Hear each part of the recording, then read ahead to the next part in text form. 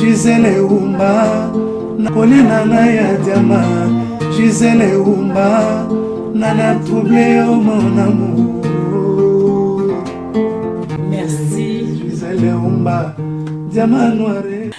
Bonsoir Bandeko Balandi ya Diamant Noir mbote mingi esika nyonso bozwami o boza penza sima ya ba télévision na bino ba internet bovandi pona Holanda Diamant Noir TV. Merci na ba boni nyonso tu oyo bolinga kanga mosali na bino tant na lobaka Gisele Umba zaka mosali bino nde bakonzi nanga naza toujours mosali na bino lelo vraiment toza toujours na sango o na yebisaki bino ya mawa tozo continuer na sango ya mawa ya bipoli tozo sola penda masolo ya bipoli akufi atika kibiso vraiment yango lelo to ekokutana na batu oyo bayebiye batu balingaka ye mais tozo kutana mutu moko bolanda Diamant Noir na yo kangi na ndaku na vraiment voilà ndena ebisabino to ekokutana Mokonzi Suza. Bonsoir Mokonzi. Bonsoir Maman Diamant. Noir. Vraiment. Ndika elambana yo quoi. Ah, tozaka na matanga. Yo ebaki yango te matanga ko ngape mo te na zaka na matanga. Vraiment na sepeli na ebikeza basanga mawa mais quand même toza toi to sekape mukiza. Bien sûr toko sekana biso po biso totikali na moi pe mawa na nzamba pesi. Donc toko sepela to s'équiper et puis tokanisi mawa ya moninga mais quelque part pese sengonae po akiko pema. Atiki mikaka to na mokili. Po abeli mingi hein. Yango lelo to yoko kango poto yo kama chando abeli mingi. Vraiment bolanda tozo to fanda to tele mande yo le mama to fanda fanda poto za tranquille. To kutuzo ka penza banzembo ya nzambe pona okanisa matanga.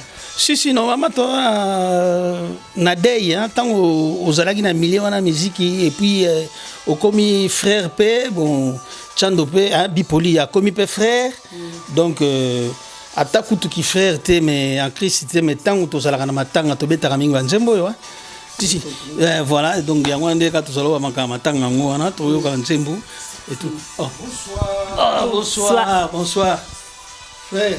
Ah, oui, papa. Frère Jean-Maxime Kiala. Ah, bonsoir pasteur. Bonsoir maman.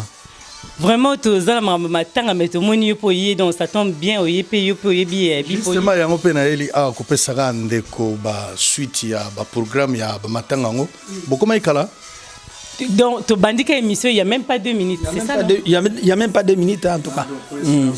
Ah OK. Donc to ko pesa ka ba programme ba matanga donc e considéré pe na ndenge to kutani awa nzamba zolo kumu.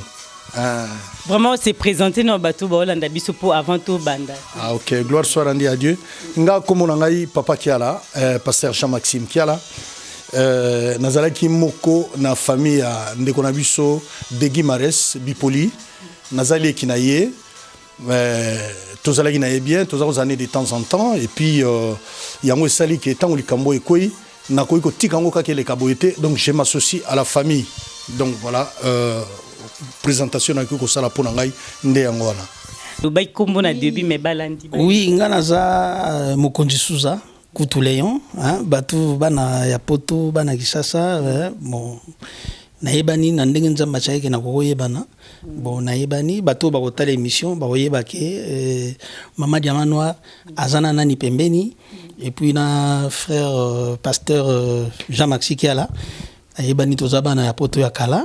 Donc voilà quoi donc là on a quoi le bangwana na ba téléspectateurs au baza otala biso na matango tozui ya bipoli na full hein kombo ezalaki na ngokala mais lelo asa nzamba sa sala ki grâce abongona ki déjà yango na moni ndenge boya kotala ngana na ninga pe ko yebisa bino te pe na yebaki pete kutu soki boyebani po pasteur abenga inga déjà zakoya papa sanga pe ba programme ngo ya matanga et tout ezama manzambe nzamba tambola na Diamant Noir bongo voilà moni salika bongo ba aye pa kutibino surprise ndengana bon ezama bongo sami ya nzambe ya nkolo. Merci beaucoup bandeko balandi ya Diamant Noir TV vraiment bomoni toi na sango ya mawa donc Diamant Noir epsa bino toujours atambola pena mingi na nzambe bomoni ki tokuta na mosali mbala moko ya kime to tourner yoza petit frère ya bipoli aliaka na fulu sentiment nini oyoki tango ya matanga sentiment ya mabe ya pasi ya sentiment nous nini tango oyoka ki vraiment gloire soit rendue à Dieu. Moi, je crois que Liboso Tokenda Musika, en tant que Moussal Nzambé, Nabande Koba Kolamda Biso, juste une petite courte prière, afin que tout le monde ait Amen. développer. Zambé Nalola, Topambolio, créateur du ciel et de la terre, le Père de notre Seigneur Jésus-Christ et notre Père, tu nous as accordé la grâce encore te toko rosalareni katna osikana poko alelo. Et on a Nzambé toko remercions pe toko eba kotika nyoso entre tes mains. La Bible nous déclare, Seigneur Dieu Tout-Puissant, qu'il est doux et agréable aux frères de demeurer ensemble, car c'est de là où tu déverses tes bénédictions. Seigneur, tika ete muma oyo ezalali pamboli Yahweh. Tozalali pamboli na oyo nyoso akoyeba kolanda émission oyo, afin que l'émission epe ekwa kozali pamboli pona biso Nzambe, afin que mbala nyoso tokosalaka émission Yahweh libota na Nzambe pambola maka. Oyo nyoso mo inabogisi nkolo ezala musika. Totiki nyoso na maboko na yo, afin que yo mettre tant en circonstance aux ala oko ba ko conduire nyoso du début à la fin pour ta seule gloire na kombo na Yesu. To bondeli boye pe tolobi amen. Amen. OK, tango na uti kozwa sango oyo na kanisi ekokamusa bandeko mususu menga esalinga esengo esengo nanga evandi surtout na makomi na Nzambe oyo lobi na biso ete. C'est en confessant de la bouche qu'on parvient au salut. Crois au Seigneur, tu seras sauvé. Bipoli, Mukili, Ebakiye, musicien Mokili, Ebakiye, Moto Abinelaka, Bato, Asalara Banzembo, tout et tout, Ndenga Utikoloba, tout à l'heure, Bipoli Aliara na foulouté. Là, je rectifie un peu. Et Zalaki crie Azalai Kobeta, tant Azalaki Pembeni, ya Papa Wemba, O Asilai Kotigabiso, paix à son âme. Faut n'angate? Non, vous en a faute, tu as condamné au Tenazako rectifier Ndé. Bon, voilà, Azali l'habitude d'Aroloba Bipoli na Foulou, Bipoli na Kikoso, Bipoli na Salako, Bipoli na Nzungu. Yangwana, tu peux pas penser qu'il y a combat Bipoli, mais comme on a Bipoli, mais du vrai nom, il s'appelle Tumba de Guimares. Voilà. Alors, tant on a appris qui sango oyo nena utigoloba et salinga sengo. Pourquoi? Parce que Ndeko abelitan moulaï. Non seulement abelitan moulaï, docteur a yebisaki e au monendenge ozaboui. Okosala, pas plus de 3 mois, il faut okufa. Mais pour na kotalisa mukile te mutazana dernier mot na vie à moto eza docteur te. Bipoli a sali plus d'une année depuis ce message joana. Tu es comprendre que donc tango nyo sous Nzambe atikala ki bipoli ezalaki pour être bipoli à mettre sa vie en conformité na liloba na Nzambe. Tozalaki ko assister nga en privé na zao kenetale de temps en temps et à chaque fois on zao kenetala ye non seulement tozao sur la actualité mais tozao sur la plus maloba na Nzambe. Et na kati ya maloba na Nzambe tant on a profiter na ko partager na maloba na Nzambe. Na yebisa keke lo mongabi ya pepe pour nga za une habitude menga obenga ya pepe pour pepe bipoli ya pepe na za yebisa ya pepe Nzambe penza alingi yo mingi tala baningo nyoso bozara na bango bandaka musala ya musique yo epa ya Papa Wemba yemo Papa Wemba kufa Espérant kufa Aziz akufa Emene akufa natangele batofla natangele baninga nyoso bakufa mais yo tile lozana bomoye qu'est-ce que tu mérites là-dessus? Et là, au côté, c'est juste une grâce de la part de Dieu. Il y a un par reconnaissance, papa. Quand on a Nzambe, Nzambe na lingi mingi. Ce que vous pesa bomo ino pa ina kolo Yesu et aux ali pamboli. Alors abaniko ebisanga lobi oui, de temps en temps batu Nzambe bazako leka awa. Mais nazako sepela plus mingi na Carlito, pour Carlito zalaka soko ye azui guitare, ayembeli Nzambe to yembeli Nzambe après abondeli pona nga siminzela akei. Ngabi bongo pona nino landaka Carlito te de temps en temps. Boluwaka ensemble peine église poète et ça peut malam ming ngi bible za ko recommander biso que ba frère photo sera tout le temps unis pour la gloire de notre Dieu. Toi adora pe toi luwakaye to luwakaye ayibsinga talaga santé nazo kokapenza ba trajet milaïté. Là je lui ai compris. Alors qu'est-ce qui s'est passé? Tout qui est malembe pasteur. Olo ba vraiment to tika olo ba tozo zongelo siko to les to tourner koto et pas ya mokonzi. Des sous pona moni koto toza dans mon année ti marambu koto et mukili to koto bonzabe pour comprendre mais to tuna. Naza frère Léon mokonzi sous oui mais frère Léon du vrai nom. To bengue frère Léon. Frère Léon c'est mieux. Wana ezalaika moi parenthèse pona ba ndeko mususu kwa poto zaka na mokili. Poto mona ki pana yobo to mona ki bo musicien zo sala koto mais koto to mona ki bo musicien te zaka même eza processus donc omoni nzela kopesa nga makanisi obungisanga makanisi omoni nzela tango basala ngo mwana soka botami ifa nguluma azana tango ya kolia potopoto na tango ya kolia fufu o comprendre alors ezalaka ka sibite mate fa banana avant nana 9 mois la libuma mama donc yozoli onguluma voilà naza moto nzamba sali nzela donc ba tracé c'est pas pour rien frère ayo kokuta émission epai nanga omoni donc eza nzela toujours kende oyebi ke bandeko tobolanda mpena tosekata moke tozala matanga mais po tuna tuni diamano atunaka mpona yebi ke botuna bonzambe koto oyo musicien koto mais aexplike biso aza frère donc toyoka ye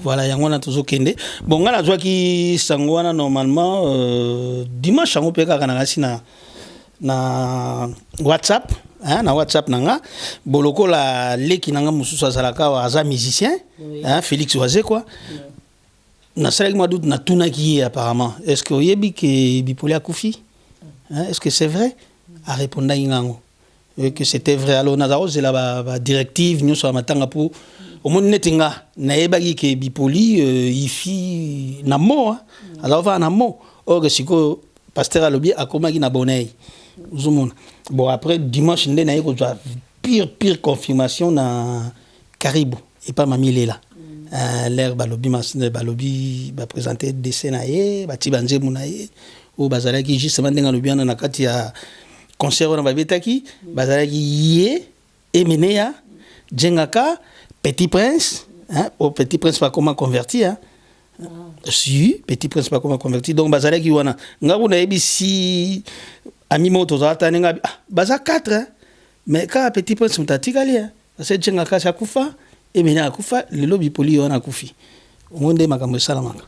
Merci beaucoup tozongi koto ya pasteur qui a la vraiment mosani nzamba zo biso makambo yo ya Bipoli tokotika est-ce que vous avez idée ya makambo banda ko le bapoto tiko continuer.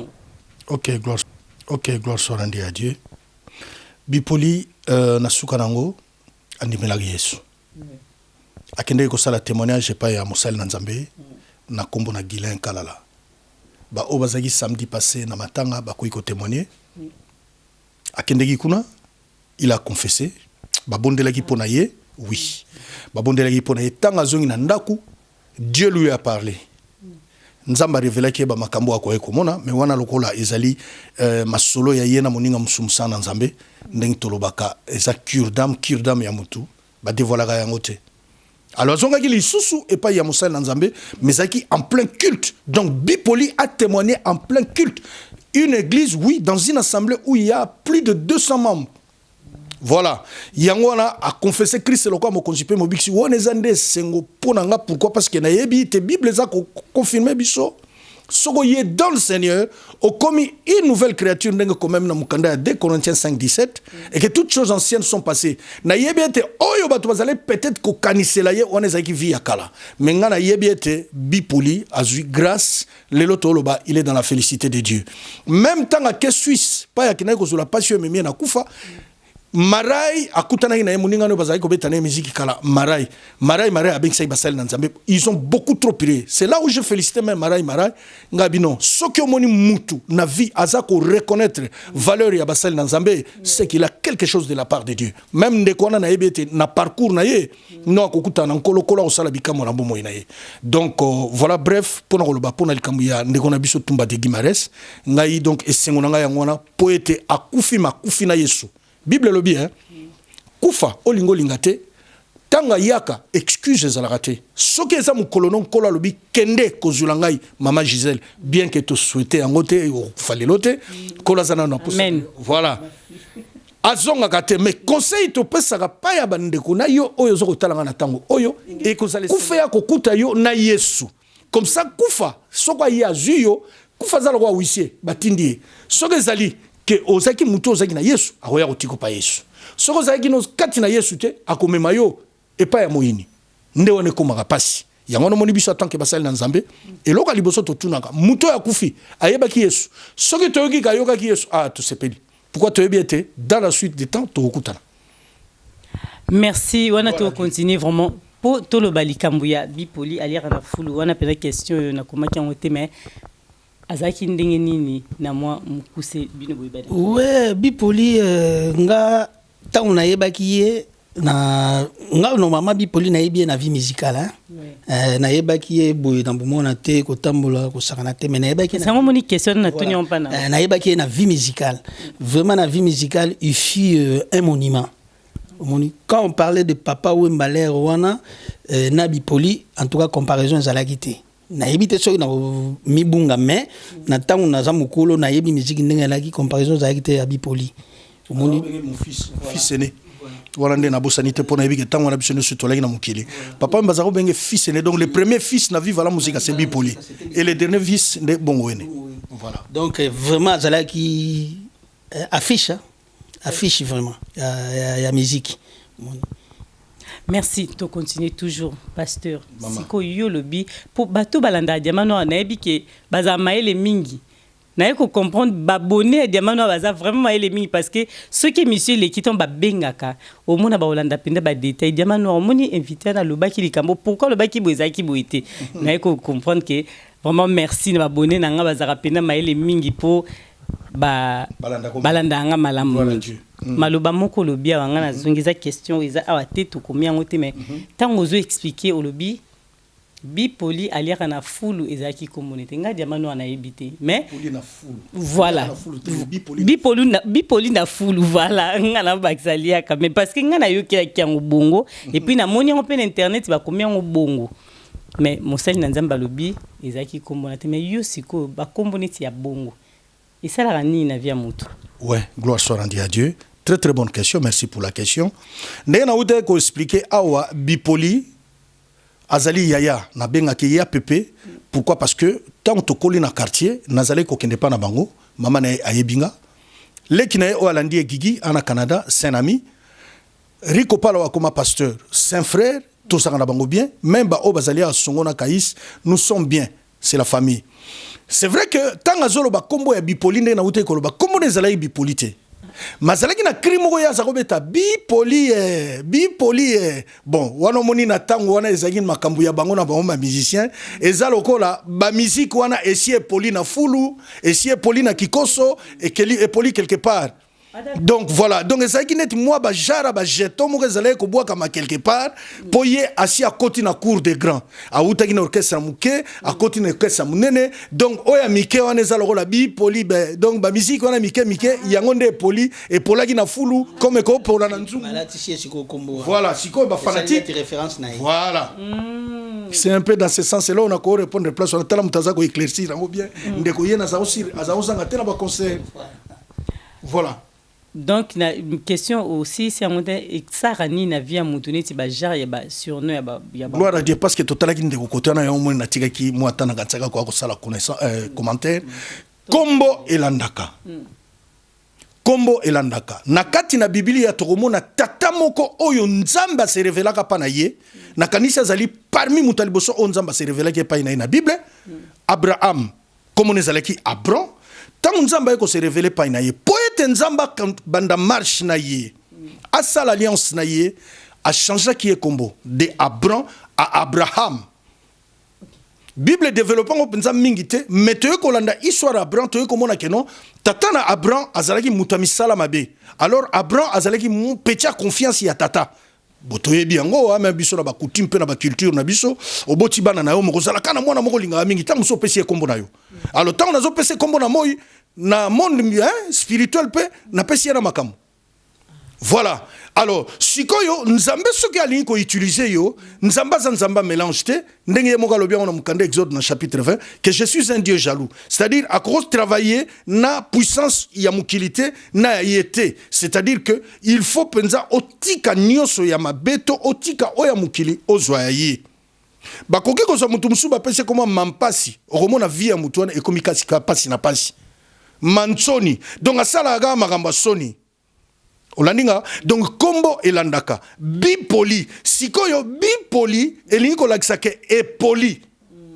olandinga mama c'est-à-dire nyonso ya mabe ezalaki epai na ye epoli ekomi sikoyo ya sika ndenga yaki dans le Seigneur soki nkolo bakiselaki elisu 5 ans ou 3 ans ou 2 ans tant musu pa linga sala nzembo moko hein elinga kolakisa susu bipoli te elinga koma tant musu bi ya sika.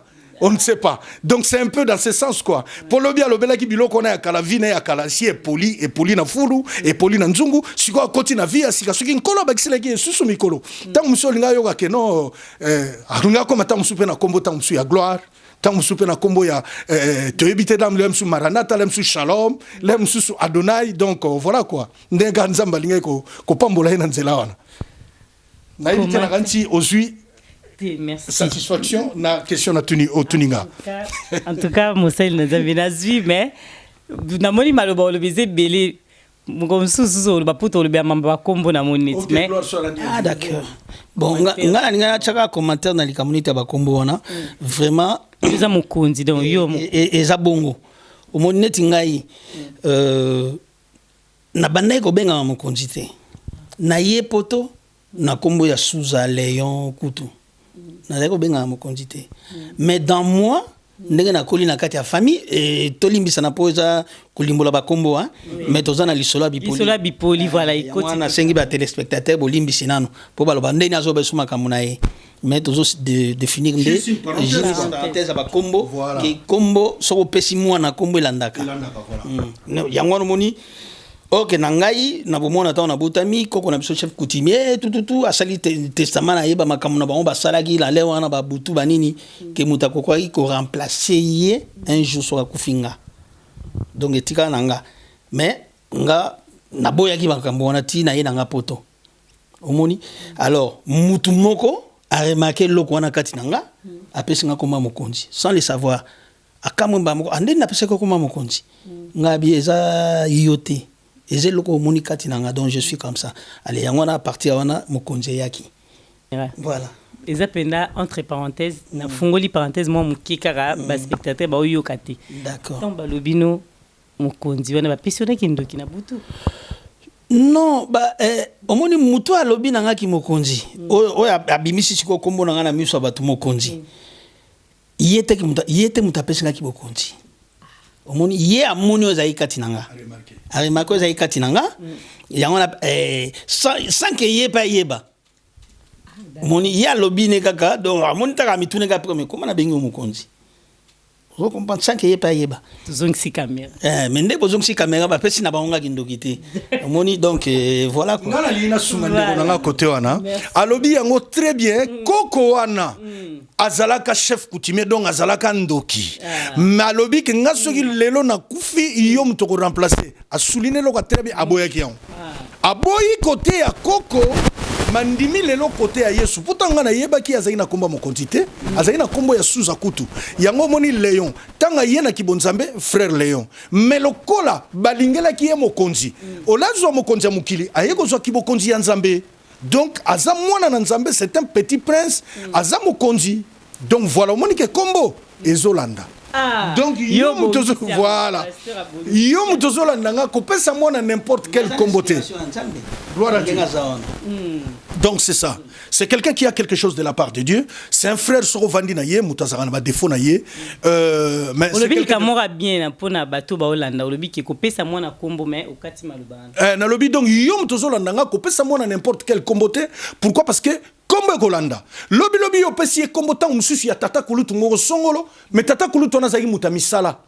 Okomona yo boti mwana sikoyo akomi ko vivre to akomi ko kola lolenge tata kulutu wana to ndeko ya tata wana zalaki yo bando beta mwana nzoke za mwana te erreur eza yo moko yango na ba parents na angle on a donc j'ouvre un petit parenthèse pour la teke depuis to fungola kizaka ya OK gloire soit rendue à Dieu pour la teke ko soki nini oboti mwana longola sentiment mama langa oyebi tozo partager na bandeko na yebisi bango bo fungula Bible na mukanda ya Genèse chapitre 3 na verset 17 nzamba zoloba nini nzamba zoloba na Adam comme tu as écouté tu as obéi plutôt à la voix de ta femme puisque tu as obéi à la voix de ta femme voilà, la terre sera maudite. Nzamba bandi ko maudire mabele, bandi ko maudire. Pourquoi? Parce que mutu ola yoke la nzambe ayoke li mwasi, alors que Adam nzamba yebsake ke mukolo yo oli mbuma yo okufa. Amoni penza mwasi ali mbuma. Mwasi azo ele mbuma. Ola se rappeler tola tikala na ba principe ba solo la ki yena nzambe mais alandi mwasi. Wana tobenga oni ni sentiment. Donc na lingana lobla likam na sentiment. Mingi bazo kufa lelo, mingi bazo so ba problème lelo, likam na sentiment. Oh pata na biso, po tata na biso lingaki biso mingi, tata na biso tindaka biso na poto, nazo akomba tata na pesa mwana. Nzoka tata na ota muso zaki mutamisala. Ta muso tata na zaki na kombo moko ya malamu te. Alors, na lobi te ko yina tata. Po biso évangile, biso za évangile ya condamnation te, mais évangile ya amour. Tata fokolinga, mama fokolinga, mais soko monelo ko ya mabe, pas ya ba parents, frères et sœurs. N'imitez pas pour n'importe comment. Même Bible Zoloba, imitez ce qui est bon. Luka ozwa eloko eza malamu pa ya mutu, yamabe tika. Donc ngasuki papa nanga komone zalaki par exemple kiala lingola ksa sauveur, mutu azana motema ko sunga. Mutu omoni neti na ba kisasa ne lelo pasi ekomi na banzala. Na mapango nyoso na remarquer tant on a kena vacances, moi mokala na simandako. Moi mukana simanda ko mona moi matembele moi ndunda koma ga mupaya yelo ka uliza te boba lukana na kia la bozo moi matembele wana yango na kia la siko donc sauvetage Nathalie kombo na ngabi non mais kombo yo kombo na ngeza malam et je garde mon nom kia la sauveur mosungi donc voilà. Mais pasteur, place on a peine à ocha et logo moko. Mais mise ko débat ya. Soko monique comme mono kia la et logo malamu. Mais kasi yango na nzela ngo sala mitili lo siko ko mote ya bapate. Et ko sama papa. Voilà. C'est-à-dire o yezakati no. Gloire à Dieu. O yezakati na yeza logo la kutu. Na muno kwa mboka na bino kutu fo luko yeba elakisi nini. C'est-à-dire o lingo linga te tie loko na okokisama. Te mena ye bien. Voilà. Na ko yeba. Te tozo solo là. Na ye bien. Voilà. Eza kangi parenthèse parce que là la moni eza kito revision mais boromo na bozwa bango na diamant noir penza et belé po bana makamba ko le belé mais lelo to zongi parenthèse kangami to zongi na bipoli. Na lobi na yo même bipoli. Un garçon de bon cœur. Bipoli azaki na ba côté na ya mabe mais soko tali même ba témoignage ba ninga na ye ba pesi noté paix à son en place ali nzela ke nzela ya malamu omoni même bateau baza mobiliser bateau baza sensibiliser yango no moni to souligner penza ke no to ko tika boyete to préparer veillée de prière to nuit de prière na adoration na louange vendredi 13 donc yonde koza koyokanga kozanga te yakato yato remercier nzambe ensemble nzambe oya confondre docteur amukili alobi bipoli ya kosala 3 mois vie maladie na ye pozaki tout le temps chimiothérapie mais nzambe memi eti asali plus d'une année oye sali ete bipoli apesi bomo ene pa na Yesu lokwa mo konsipe mobiksi ndeko nanga soko za mwana nzambe ya solo boya to kumisa nzambe ensemble bandeko bible le bibit na biso zaliko de peuple quand moyini pona ko peuple quand Jésus soko penoza de la part de Jésus za mwana na nzambe ozana quand Jésus a vendredi ozanga te donc vendredi soko zangi c'est que voilà OK ba ya na lobi pe na bandeko ka ndenge pasteur lobi donc vendredi tozala wana bokozwa adresse makambo nyonso donc vendredi tozala na ndenge pe bomoninga bo na émission bokanisa te boluka ngai te na salona pona kozala na ngai donc bomona nga na kozala wana et puis nazo senga donc nanto komi kuna te mena senga ga déjà na bandeko ba musicien o bazaka na bipoli donc po bipoli a bongwana ki mais na famille na ye ya kala en tout cas bo rendre pe honneur wana ata na présence a pamba bozala.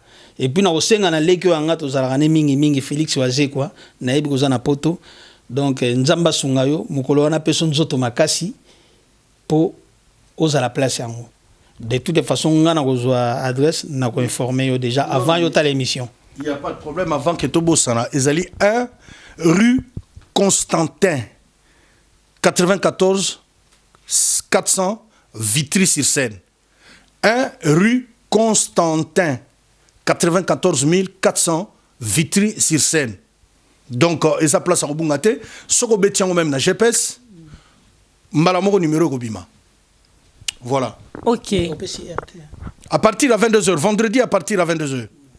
Donc, tozali wana ensemble tokobondela nzambe tokokumisa nzambe biso bato na nzambe soki tosisi baninga na yo mpe baza kosala mosala ezalaki gane mpe na bango c'est-à-dire miziki baza kobeta miziki bakobeta bango soki bamarai bakozala bafafa bakozala namonaki stino namonaki gloria bulukutu namonaki jujuche namonaki bamisien na baniboma bazalaki et puis après tokotika groupe mbunda mpe lisu eza na mpona koclotire biso tozali baextrémiste te soki mutu amelaka masanga nakoyebisa frère mela masanga mais bible lobi kolangwa te soki mutu aza kosala mabe na yebisa frère oyo ozosala bible lobi tala boyeboye talisa mutu mabe na malamu po ete likamu na choix eza likamu na nzambe te mais likamu na yo moko mutu bible lobi na biso na mukanda Deutéronome chapitre 30 verset 19 j'ai mis devant toi la vie et la mort la bénédiction et la malédiction mais moi ton Dieu ton créateur je te conseille de choisir la vie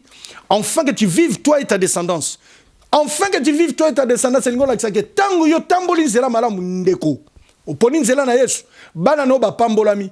Mais soki yo pasi nzela na Yesu mukongo, bila kele landi bana na ngaite maloba na Nzambe. Deutéronome chapitre 30 verset 19.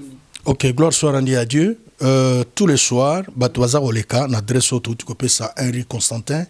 94 400 Vitry-sur-Seine tous les soirs à partir de 22h il y a toujours quelqu'un et puis on est tout koloba vendredi tozala na tozwa temps il y a prière on est pour les chrétiens et puis na bande connexion sous tout ko bon de l'ensemble et programme il y a rapatriement à corps pour corps au kundama ana potote corps au kundama ana potote apparemment lokola zalaki musicien lokola zali moko a contribué na histoire ya musique congolaise bande ko mboka pe bazana posa ya nsoto wana pourquoi parce que kuna pe matanga yali alors corps eza okende mboka mais na ko sala commentaire mingi te na ko expliquer mingi te mais lo kana lina talisa yo vendredi tant tozala kuna programme définitif et ko pesama. Alors, un conseil gratuit, week-end au Penza Kozangate, pourquoi? Parce que tu y habites ce qui corps et que comme elle ce week-end, mais, boyaka vendredi, programme ne se repose ça vendredi. Voilà. N'habitez ce qui, j'ai bien répondu. Bien sûr que tu as bien répondu. Merci. Maloba Souka pour ta combinaison. Ouais, Maloba Souka, na Maloba Karaboy, na bandeko nyonso, au Bagota la émission yo, ya Madiama Noir. Félicitations d'abord pour l'émission Nayo et puis vraiment c'est sociable et puis na maman azo filmé biso nani Bénédicte Makani bon yangwana ngana lo bakara na mokili donc biso bato mokili toye baka ko banda lelo toza mabe donc biso bato mokili to mabe donc bipola kei. Et là, au moins, une réflexion dans ça, il y a une place na vaina kitiao. Vous comprenez? Au moins, une temps on a commis les lots. Tu es pas place au kendete pour pas venir les en adresse. Hein? Même petit temps au côté na ba Bible, tu as des paradis, tu es bien noté. Vous avez mais na comment c'est là? Na kende na kuna déjà. Ngala comment c'est là? Donc na kende kuna parce que batomokili toza mabe. So na lubi boyeza na tino eza kati nanga. Hein? Batomokili toza mabe. Uzomona soki tangi bipula yaki bozolia na ye azozwa oza pene na ye mais tango akomi na pasi ti lenga lali wana mususu o bipula kabelaki o bipulile musu asungaki atana likambo le musu akoyate alo to bosa na raté bolela nango te po mokileza nango mabe mais to bongola déjà motema vraiment na sali constat wana bandeko bomitu na mingite mais mitia place ozali toza mabe na mokilio tozali na mukuse ba musicien yo moni bazoya kuna déjà ebelé parce que ba Hollanda lokuta mabete na koloba lokuta te pongai moko ndenge na zali non na komi pété donc total la te que so ba pesi au micro po ba Hollando okosa te il faut koloba bo solo. OK. Mais ngana na question mona tuna Carlito na pesi mbote na linga penza banzimbo na mingi na yoka ngope mingi po musali na Nzambe. Mais est-ce qu'il y a déjà asaya kikuna? OK, gloire soit rendue à Dieu. Ndenge uti ko la vérité uti la vérité. tout ce temps tozali pour matange bandaki vendredi vendredi la semaine passée tozaki vendredi tozaki samedi tozaki dimanche tozaki lundi le kaka mardi na keite na yaki pona koya ko annoncer sango te Carlito na moniete amonani kunate mais na mekai ko tuna bandeko ya ba frère na biso mususu baleka bipoli biologique balobi babenga ki bon apparemment moi si na ye muta répondaki mais ye moko asalisinte bon moni mboka tozali za mboka ya ba emploi du temps boyebi donc côté wana tokoluka tobetali bakute asa tangu susu na de Diamant Noir atuni po na yebi ke Carlito te ponga pe na yebi ke Maman Noir yo pe clair wana blaler moko ba question mususu tunaka donc o tchaka na moi ba muscade na moi ba ingrédient diamant en plus diamant Pierre wana diamant Carlito azali ngala benga ke frère Charles na linga min ko benga frère Charles parce que papa botinga comme Charles botanga na yebaka ye Carlito na yebaka ye Carlito alors ngala sepela te kombo ne zalaka kuna ezalaka gela na kino ça n'engage que moi voilà ezalaka ne botanga ye kombo ya Petit Prince awa Petit Prince ngala kutie na kisasa ngam na sala ki production je lui ai produit a comme pasteur na ibisiete papa kimiate yona mukili na vis-à-vis babetela comme aboko na kombo Petit Prince yo moko zo sala témoignage kombo Petit Prince e kota bonganga bongo Yesu na kibonzambe yo mema Petit Prince bengalite wana uza komema lokwa balliance mibale banda lelo komono Mathieu frère Mathieu Zolandonga akende na frère Mathieu Zolandonga donc bref wana ezaka juste moi parenthèse na sile ko fungula pe ko kanga pona ndeko alors donc bref na mkuse frère Charles ndenge na ute koloba ndeko na biso ya Pepe de Guimarães Tumba alinga ki mingi po yende mutazalaki plus que le cas de temps en temps ko prier na yetu et tout mais na yebi que peut-être qu'il s'organise peut-être qu'il aime super week-end oyo ndenga zo zo message oyo peut-être que tozana elongo soki pa ye oza sengo mingi ye moko patatola na miso bato bayo kango na munoko na ye moko et puis pona ko sukisa na ba ningo ndenge yo tuni question na ba ningo nyoso ba musicien laki na bango ya za osepela mingi na ready a misi à soutenir ndeko biso vraiment banda kapasi misuba oyate pasteur te ça pona te tolo bali kam ndenge zali tolo bali kam ndenge zali te baninga basaki koya mutuna mutayi asali témoignage na ye basala ba témoignage to sepeli na lobi yango Maria asali témoignage et frappé biso sepeli biso lijo asali témoignage alobi ke mais Bipoli c'est un garçon chansard wana ye mutalobi yango mena ki bonzambe ezali ke nzambe déjà asia bongi saka yebaka ete muto azaka na motema malamu mama akutana na makamba malamu yango yo ndeko soko landanga soko ko pusala ka malamu ezalo ko londa ka malamu pe ko buka kaka malamu donc nzamba zo lokumu na sepeli mingi na linga na loba lisusu lo mususu ondeko Léon auti koloba awa ya ba biso batutoza batumabe c'est biblique ma sœur.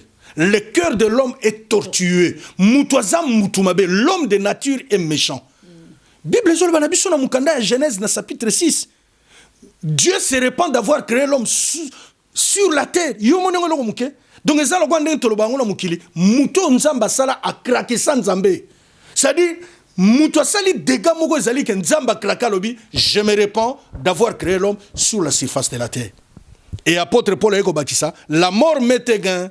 Mwana na nzambe to mutu azana motema pembe mutu amiyebi bien liwe ko bangi sete soko moni mo Kristo abanga liwa aza botale malam po apôtre Paul alobi la mort m'est égain nani nga ko ikoloba lelo na siècle na biso que la mort m'est égain oyo ko note moi j'ai des enfants ngana na bana ngana moi sinanga donc voilà quoi. Merci bandeko o bolandi biso na mbote na une ou deux personnes seulement parce que na Diamant Noir so bopesi ba mbote bile monsieur baby to bandi koto mtumoko pesa ngana opesa mbote na moi so abote langa bana Ezebe Queen Mother et puis na apôtre Senga et puis na Félix Wazé quoi. OK.